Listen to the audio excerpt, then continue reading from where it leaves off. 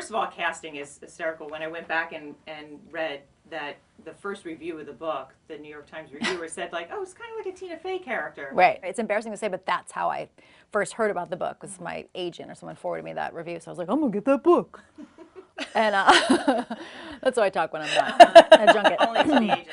Yeah, you're like, So I got the book and read it, and Kim's book was really funny and interesting. And, you know, to have a woman going on this kind of, you know, I'm going to blow up my life and make a new career for myself journey in the middle of this extreme environment of danger and complicated cultural behaviors and all this stuff, but she's kind of just going on her journey through that, was a really interesting read to me, and I thought it could be a good movie. So it just got optioned, and they were like, that's it?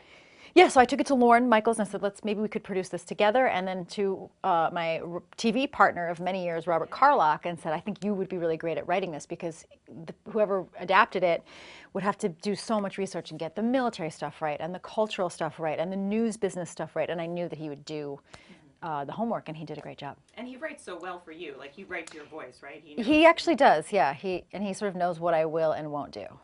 Like I'll have a sex scene if it's a joke, but not a real one. Which you kind of do in this movie. Yeah, right? yeah. Mm-hmm. Is it? Yeah. It's a joke. Oh, it's a joke, all right. Oh, it's a joke. It was funny. And your character is brought in, I'm not sure if she was actually... She's not in the book. She's not, yeah, No. that's what I thought. So she's just sort of brought in to have that sort of great girl relationship, right? Yeah. Talk about your character and just how she comes about into her life.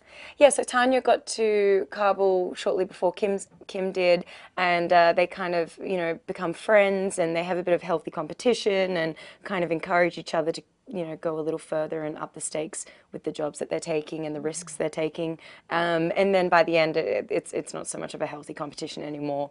And, you know, Tanya kind of takes it that step too far. And I think she's like the cautionary tale for Kim to think, oh, actually, I don't want to be like her. How closely did you work with Kim? I know you know, she clearly had a say in what was going on. Yeah. How closely did you work? Kim, the author of the book, I met her in person once. The book itself was just a great resource to read it and reread it. And so she's talking about, this is where I went. This is what people said to me. This is how I felt about it. This is what I wore. This is what we ate and drank. So it's like so much of your homework is right there in the book.